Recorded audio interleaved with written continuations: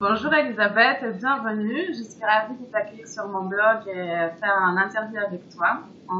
Nous sommes rencontrés il y a quelques années lors d'un concours de prise de parole en public et j'ai été impressionnée par tes prestations et tu as déjà parlé de l'écologie et de la Terre.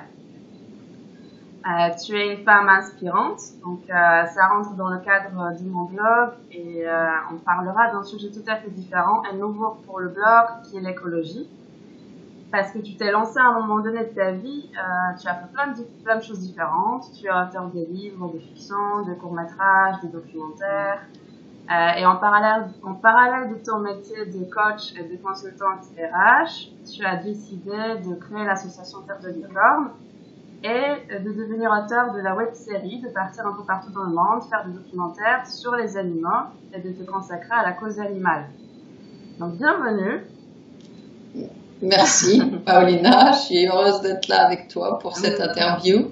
Merci beaucoup. Et du coup, ma première question concerne ton parcours, qui est pour moi atypique, original. Comment tu en es arrivé? Qu'est-ce qui t'a emmené vers la création de l'association et la cause animale? C'est vrai que j'ai un parcours un peu atypique puisque je suis à la fois issue des grandes écoles en ayant été à l'ESSEC et puis à la Business School de Chicago. Donc j'étais plus destinée à une carrière peut-être plus classique dans une grande entreprise, ce que j'ai fait au début. Et puis en fait en parallèle de ça, j'avais aussi quand même toujours un appel, une appétence pour la communication, l'échange. J'avais voyagé pas mal quand j'étais plus jeune et avant de travailler. Et en même temps, j'ai eu cet appel de faire plus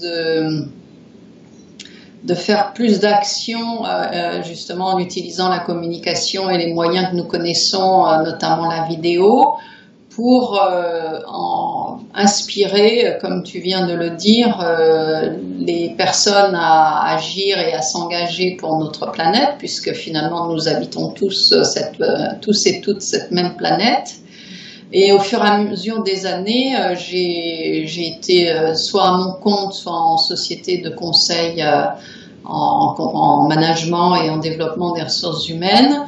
J'ai rencontré au cours de ces missions beaucoup de gens intéressants, passionnés, mais en même temps j'avais l'impression qu'il manquait quelque chose qui était plus en lien avec vraiment mon âme, ma mission de vie, qui était d'utiliser ces compétences de communication, de développement des talents, de mettre les gens ensemble au service d'une cause qui me dépasse, parce que je trouve que c'est ça qui donne du sens à la vie. Et ce que j'avais pu observer de gens que je trouvais remarquables, c'était justement qu'ils avaient cette capacité à s'engager pour une cause qui les dépasse sans savoir à l'avance si leur résultat était au bout du chemin. Donc après avoir étudié le scénario à Los Angeles, où j'ai passé 3 ans, quand je suis revenue, j'avais fait quelques films de court-métrage. Je voulais me lancer dans le long métrage avec aussi toutes les difficultés que ça pose, puisque c'est aussi des budgets importants, de la production, etc. Donc j'avais mis ça de côté et j'ai repris mon métier de conseil et de coach. Et puis c'était toujours présent dans ma vie de vouloir utiliser ces outils qui sont extraordinaires au service d'une cause qui est la protection de l'environnement, de la biodiversité et notamment des animaux. Oui, c'est un très beau parcours et moi je suis toujours impressionnée par le courage en fait, parce que je trouve que c'est une vraie prise de risque que tu as faite et bravo pour ça, parce que c'est pas tout le monde qui a ce courage-là, donc merci pour cet exemple. Et pourquoi la cause animale? Est-ce que c'est toi qui as choisi ou c'est plus c'est ça qui t'a trouvé? Je ne sais pas comment ça s'est fait en fait. C'est peut-être la cause animale qui m'a trouvée d'une certaine manière, puisque j'ai toujours aimé les animaux. Quand j'étais petite, on avait des chats à la maison, mon père avait eu un chien, enfin on avait quand même des animaux et j'ai eu la chance, une partie de mon enfance, d'habiter à la campagne. Il y avait une ferme à côté de chez nous. Donc nous, les enfants, évidemment, on était souvent à la ferme. Il y avait des vaches, il y avait des poussins, des lapins, des cochons. Donc je les ai quand même connus dans mon enfance, pas directement, mais d'une manière assez régulière. Et puis, en fait, il m'est venu l'idée d'associer deux sujets qui vont, à mon avis, très bien ensemble, c'est-à-dire le fait que sur notre planète, il y a un déséquilibre des deux pôles énergétiques masculin et féminin, c'est-à-dire il y a eu trop de masculin qui a entraîné la guerre, la destruction, la souffrance et une situation qui perdure encore aujourd'hui avec des échéances qui sont de plus en plus rapides, puisque tu sais que beaucoup de scientifiques annoncent la 6e extinction, c'est-à-dire qu'on se détruirait nous-mêmes. Et en même temps, le fait que dans ce qui est protection de la vie, et donc des animaux qui sont proches de nous, et notamment les mammifères, il y a beaucoup de femmes engagées. Il y a aussi des hommes, bien sûr, mais si tu regardes les grands noms de la cause animale, donc en France, on peut parler de Brigitte Bardot, qui est maintenant engagée depuis des années et des années, mais il y en a d'autres. C'est souvent des femmes parce que cette énergie féminine que nous avons tous et toutes en nous est plus présente de protéger la vie, de la préserver, de l'accompagner, de s'occuper des petits, etc. Et je suis sûre que si on arrivait, est-ce qu'on en a encore le temps? Personne ne le sait, mais de rééquilibrer ces deux pôles énergétiques qui font l'humain lorsqu'il est dans l'expression de la création, de ce qu'il est dans la partie la plus lumineuse de lui-même et d'elle-même, eh bien, on prendrait un autre chemin, j'en suis sûre, puisque finalement, la Terre, c'est notre maison à tous et à toutes. Et si on la détruit, on va se détruire, c'est une évidence. Donc c'est vrai que l'extinction, elle est malheureusement de plus en plus proche de nous parce que on n'a pas pris les décisions politiques notamment qu'il fallait prendre et on a attendu, et maintenant les échéances se rapprochent. Mais moi du coup tu vois, je t'en avais déjà parlé, en fait pour moi c'est un sujet nouveau et j'avoue que j'ai encore besoin d'apprendre pour avoir une vision claire sur ce qui se passe. Je sais que c'est alarmant et que c'est urgent. Mais est-ce que pour les personnes comme moi qui sont peut-être un peu ignorantes sur le sujet, est-ce que tu peux présenter brièvement, parce que tu as une compétence énorme dans le sujet, en simplifiant un petit peu pour vraiment avoir une vision sur ce qui se passe aujourd'hui, pour présenter un peu l'urgence et quels sont les défis aujourd'hui, les plus grands défis sur la Terre justement au niveau de l'écologie? Donc les défis sur la Terre sont dus à la destruction de nos ressources naturelles, donc tout ce qui est bien sûr énergie, énergie fossile, nous consommons le pétrole, le charbon, le gaz, mais on sait que ce sont des énergies limitées, c'est-à-dire qu'elles vont disparaître, on n'en aura plus. Ensuite, il y a ce qu'on pourrait appeler le tissu de la vie. Le tissu de la vie, il est fait par tout ce que la nature a créé sur des millions d'années, et qui nous a été offert finalement à nous, la race humaine. Donc c'est le monde des plantes, le monde des pierres, l'eau, les océans, les animaux, tout ça finalement, ça nous a été donné, mais comme nous l'avons pris, take it for granted, je ne sais plus comment on dirait ça en français, on l'a pris comme acquis, alors que là aussi c'est un environnement, une biodiversité dont on commence seulement à comprendre la complexité. Et si on est uniquement dans prendre, dans être prédateur, c'est-à-dire on prend et puis on prend et puis on prend, comme on est de plus en plus nombreux sur la planète, eh bien, on détruit le tissu vital qui nous fait vivre, nous, les êtres humains.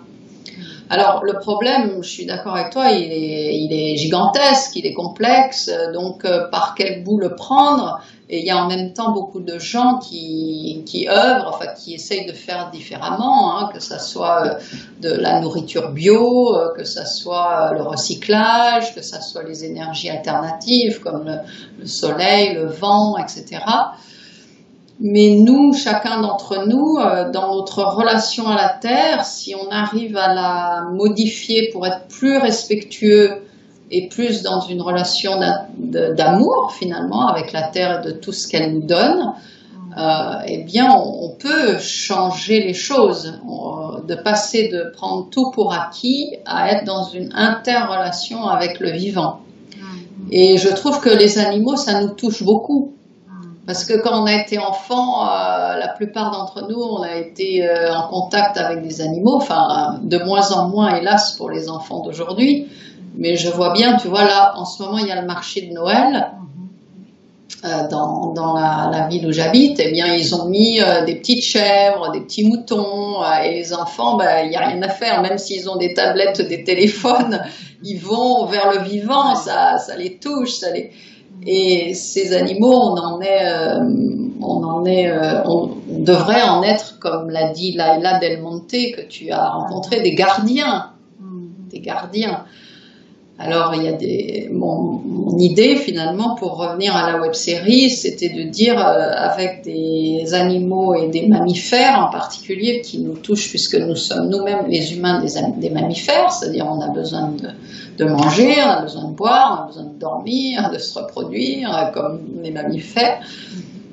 C'était d'associer ces femmes qui œuvraient pour les protéger à ces animaux qui, en nous touchant, peut-être peut nous faire reconnecter nous-mêmes avec notre cœur et notre source d'amour intérieur, et de se dire, oui, finalement, je peux aussi, moi, faire évoluer ma relation avec la Terre et avec le vivant. Alors, c'est vrai aussi entre humains, bien sûr, hein, mais finalement, les animaux, ils sont, pour moi, les sans-voix, ils n'ont pas de voix. Ils ont beaucoup de choses communes avec nous, surtout les mammifères, mais ils ne peuvent pas exprimer enfin en tout cas pas directement, leurs souffrances, leurs envies, leurs désirs, leurs besoins. C'est seulement quand on vit avec eux et qu'on les protège et qu'on s'en occupe qu'on est en mesure d'avoir des relations avec eux et de s'en occuper.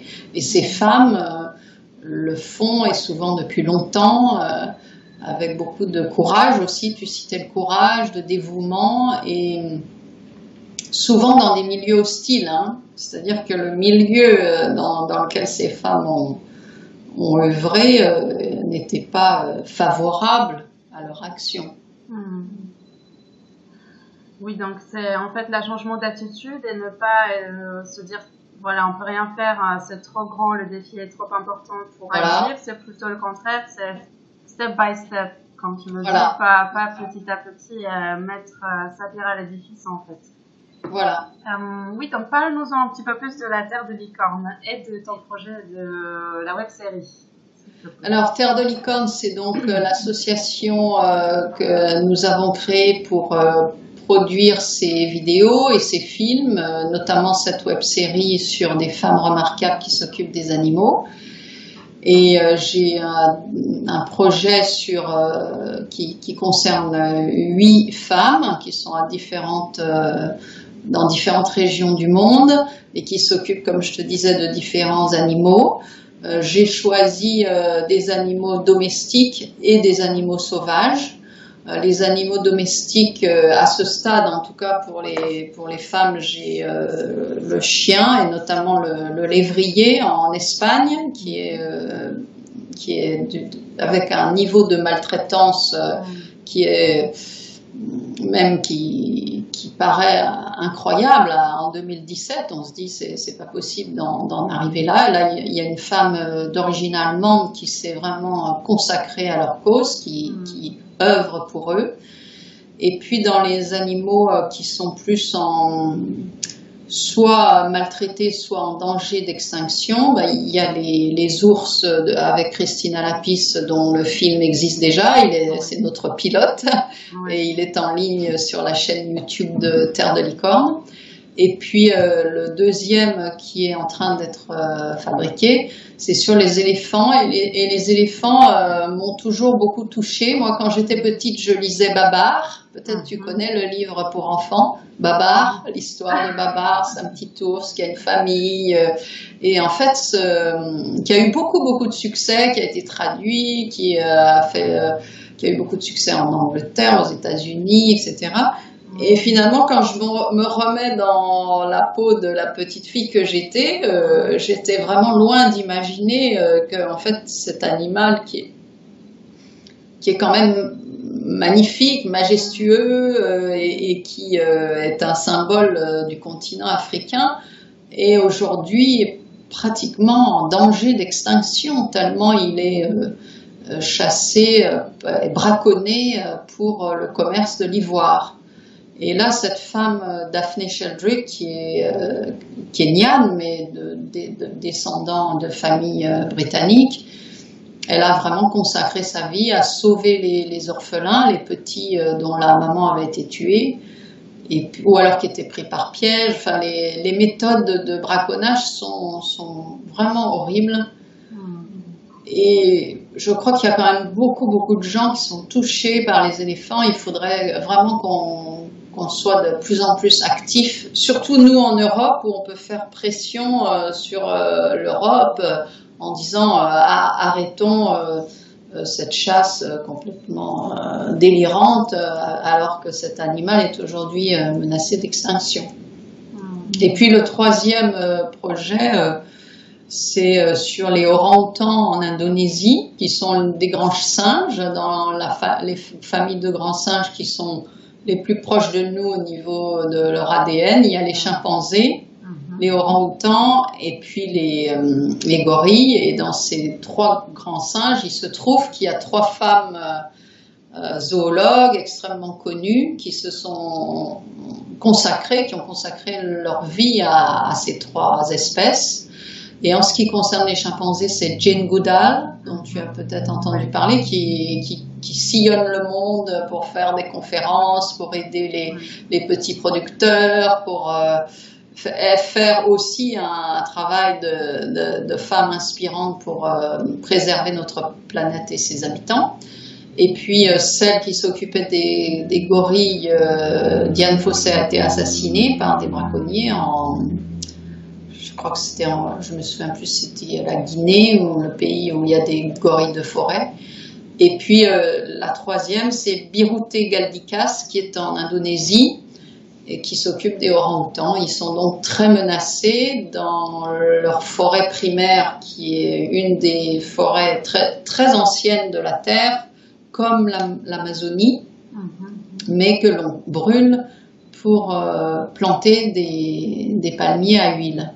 Et ces palmiers à huile, cette huile de palme, tu sais sûrement que c'est une huile pas chère, c'est une huile qui reste à température ambiante, peut être travaillée par l'industrie agroalimentaire, donc elle est énormément utilisée. Donc on est en train de détruire une forêt primaire qui a 100 000, 200 000 ans, et donc tous ses habitants, les orang-outans. Donc, tu vois, on revient à un de mes sujets, hein, c'est pas le seul, c'est que nous, on peut être consommateur ou consommateur en choisissant ce qu'on achète au quotidien. Oui. C'est ça, ce qui est le plus intéressant, c'est comment nous pouvons agir au quotidien, très concrètement, par des toutes petites actions presque qui paraissent minimes en fait, mais quand même qui ont un impact réel sur notre mode de fonctionnement, sur l'environnement par la suite, si on les cumule en fait au jour le jour. Oui, tout à fait. Ça, c'est vrai que pour répondre aussi aux gens qui peuvent se sentir soit impuissants en se disant mais moi tout seul ou toute seule, qu'est-ce que je peux faire, ça changera rien, la situation est trop grave, etc. Je réponds oui, vous pouvez faire quelque chose, et surtout nous dans les pays développés, en Europe, aux États-Unis, au Canada, tous ces pays qui ont eu la chance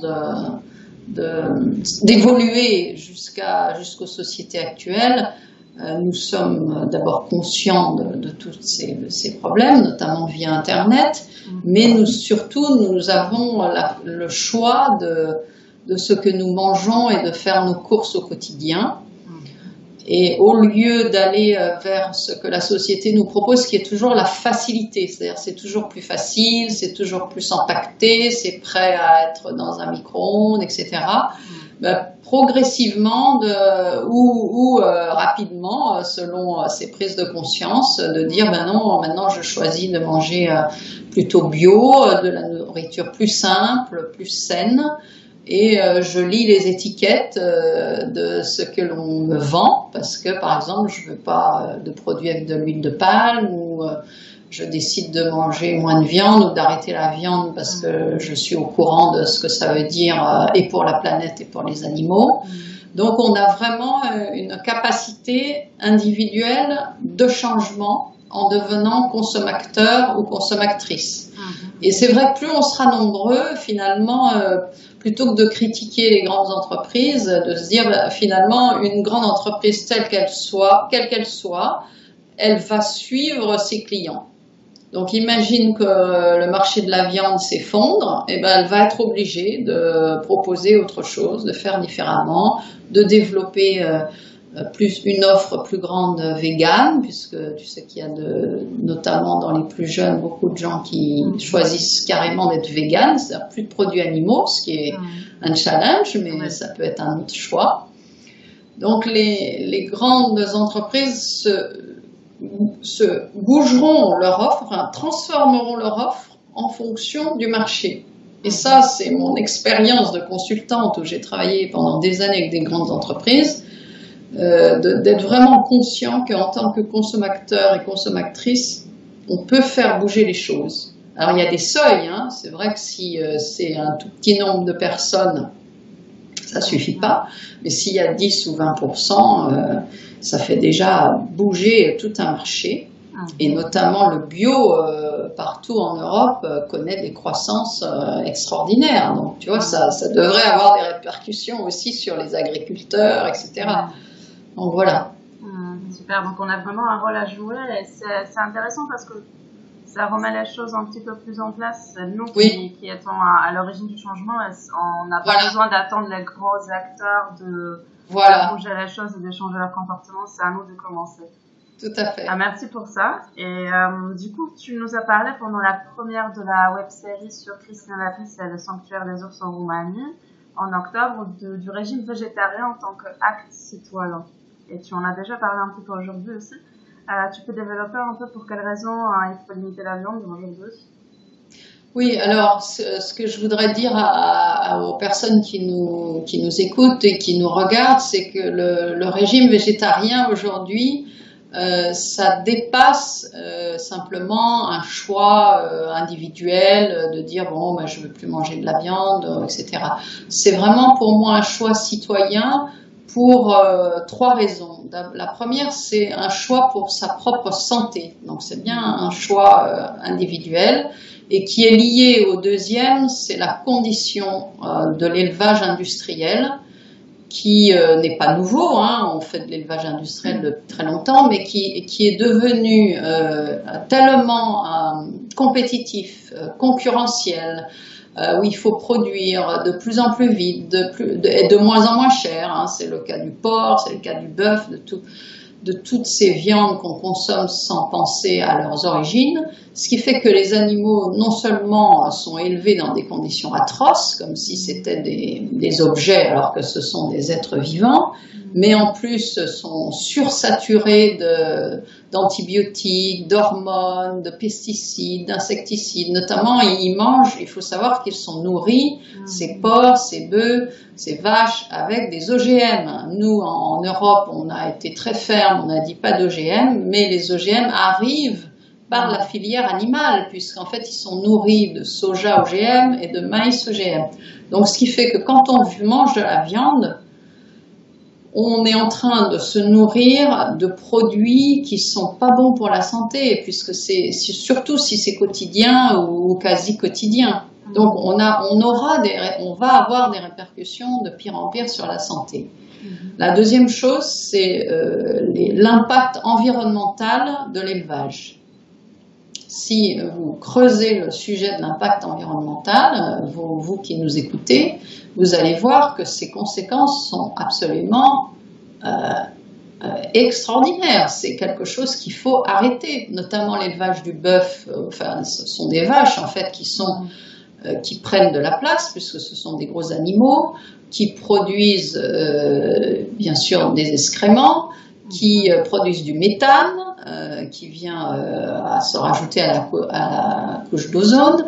Ensuite, ces pauvres animaux qu'on fait produire du lait, comme je l'ai expliqué souvent, à un rythme qui est complètement anormal, sont dans des états de stress extraordinaires. Les pies des vaches sont pleins de pus, donc ça veut dire que dans le lait il y a du pus. Alors évidemment on fait chauffer, après on vous dit c'est UHT, ça risque rien, mais il faut voir quand même l'origine de ces produits. Donc ces animaux sont maltraités et en plus consomment beaucoup d'hectares de terrain, puisqu'il faut les élever et que ce sont des animaux, des grands animaux, et aussi énormément d'eau, puisque la production d'un kilo de bœuf, ça consomme 100 000 litres d'eau. Donc aujourd'hui, nous allons avoir, et nous avons déjà des challenges très importants sur l'eau, sur les nappes phréatiques, etc. Le porc, c'est pareil, le lisier de porc, c'est-à-dire toutes leurs déjections vont à un moment ou à un autre dans l'eau parce qu'il y a des orages, c'est pareil, c'est plein non seulement de traces de médicaments, d'insecticides, de pesticides, d'hormones, etc. En plus, et ça crée des pollutions à long terme. Donc vraiment le côté environnemental. Et puis le troisième impact, c'est évidemment la manière dont on traite ces animaux comme si c'était des objets. Ce ne sont pas des objets, ce sont des êtres vivants, mais on a industrialisé leur souffrance, leur mal-être, et se nourrir de ça, si on veut vraiment se transformer dans notre évolution, c'est pas la bonne voie, hein, on s'en rend bien compte. Il n'y a pas besoin d'être un scientifique qui connaît tous les chiffres et les faits. Donc c'est quand même une voie aujourd'hui que j'appelle citoyenne, d'aller vers un régime beaucoup plus à base de plantes, de fruits, de légumes, de céréales, et de manger bio, et de faire en sorte qu'on sorte de cette machine devenue complètement folle de l'élevage intensif et de ses conséquences. Oui, merci. Moi, c'est vrai que j'ai réduit largement. Je pense que j'en mange très peu. Et voilà, c'est en fait la seule idée que j'ai jamais vu un abattoir, en fait, dans le sens où je l'ai jamais visité. Tu nous en avais parlé, que c'est vraiment horrible, et que la manière dont les animaux sont traités, c'est atroce. Donc rien que ça, en fait, de penser à ça, ça donne pas du tout envie, en fait. C'est vrai que on n'a pas besoin de connaître les chiffres, rien que de s'imaginer qu'un animal souffre, parce que c'est vrai que c'est un être vivant, c'est ça. Eh oui. Donc rien que ça, ça suffit, je pense. Oui. Donc merci pour ce rappel, parce que je pense que c'est facile de continuer à notre vie quotidienne sans se poser trop de questions, en continuant les mêmes habitudes alimentaires, en achetant la même chose.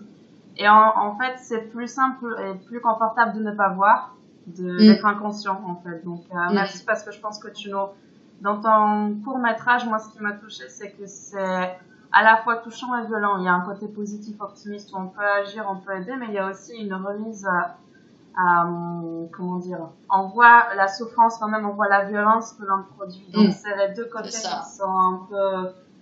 c'est une mixture magique, pas facile à digérer, parce que c'est quand même violent. Non, parce que il y a un côté violent aussi quand même. Oui. Mais je pense que c'est nécessaire, hein, pour qu'on se rende compte de ce qui se passe aujourd'hui et de quoi l'homme est capable, en fait. Oui, voilà, c'est ça, de quoi il est capable. De quoi il est capable, tant qu'il se ressent séparé de la nature. Or, nous sommes la nature.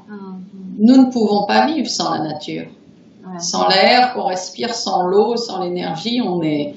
Alors c'est vrai que je suis d'accord que une personne seule peut se dire mais ok, mais j'ai pas mais c'est pas vrai, c'est ça qui est... Si on attend que nos politiques ou que les grandes entreprises changent, ça sera trop tard. C'est vraiment à nous les citoyens, les citoyennes de se dire bah oui, je change un peu mes habitudes, et les habitudes alimentaires, ça nous touche profondément parce que c'est souvent notre maman, c'est notre famille, dans notre famille on mangeait ça, etc. Donc ça veut dire aussi bah, je suis toujours en paix, je suis en paix avec ma famille, mais je fais aussi mes propres choix qui sont des choix qui sont en adéquation avec le monde dans lequel je vis aujourd'hui, tu vois.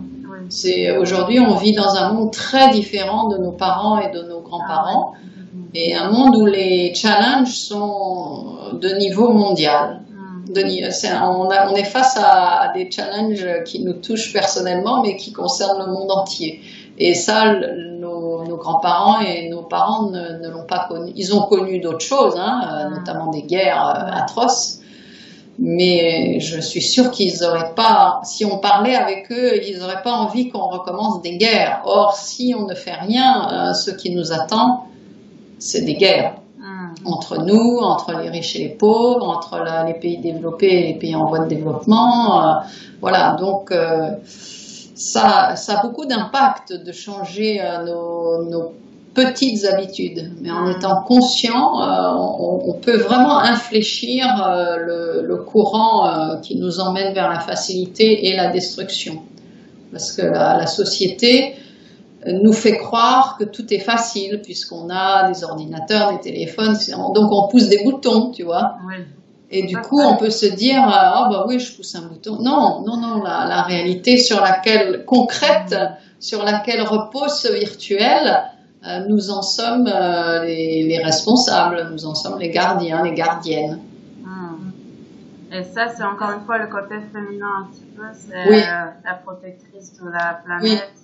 Oui, je crois que cette énergie, moi je ressens puissamment l'amour de la Terre comme une entité féminine qui nous porte. Je suis sûre qu'il y a beaucoup de gens qui le sentent aussi, mais sans lui donner ce nom-là. Et je sais que les femmes ont un rôle de leader à jouer, non pas pour aller contre les hommes, pour faire, tu vois, comme un effet de balancier, les hommes avaient le pouvoir, maintenant on a le pouvoir. Non, c'est un effet d'équilibre et d'harmonie. Et beaucoup de femmes, des hommes aussi, mais beaucoup de femmes ont intuitivement, instinctivement cette envie de prendre soin de la vie, de protéger, de préserver. Et plus on sera nombreuses en tant que femmes à le faire, plus on peut infléchir ce courant qui va très vite, il faut le savoir, c'est alarmant, mais en même temps, on a à notre disposition ces capacités, cette énergie qui nous habite. Et c'est grâce aux gens comme toi qui, ça donne envie d'y aller, de se rendre compte de ne pas rester immobile, d'agir. Super, alors où est-ce qu'on peut trouver les informations sur tes activités, sur ton association, et aussi comment on peut t'aider dans tes actions,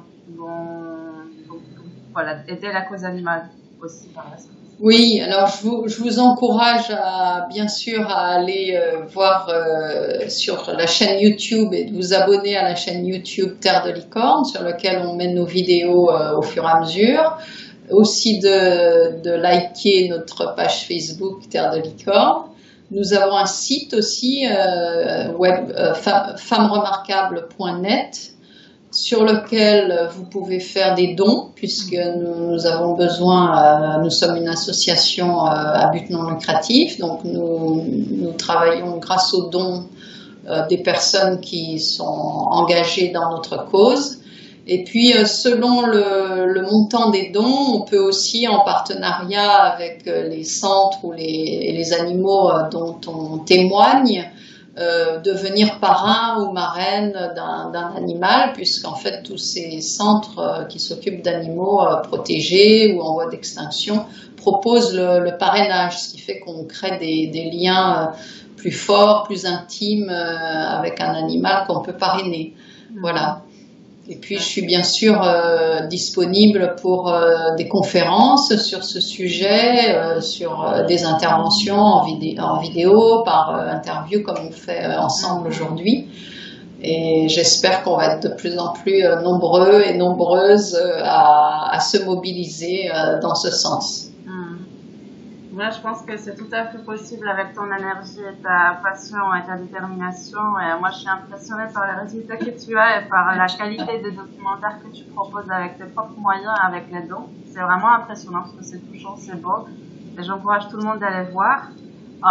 Donc voilà, j'ai assisté à la première de la web-série sur les ours, Christina Lapis et le sanctuaire des ours en Roumanie. La prochaine épisode est prévu pour quand? Le prochain événement à Paris ou ailleurs? Alors, le prochain événement donc à Paris, nous pensons faire la première sur Daphne Sheldrick et l'orphelinat des éléphanteaux au Kenya fin janvier 2018. Donc, dès que j'ai la date, je te la communique, mais ça sera fin janvier. Et nous allons également le faire à Bruxelles, avec des amis sur place qui organisent une projection conférence première quinzaine de février. Et puis j'espère aussi pouvoir le faire dans d'autres capitales en Europe puisqu'il y a beaucoup de gens intéressés par ces sujets qui s'engagent pour la planète, la cause animale, la biodiversité.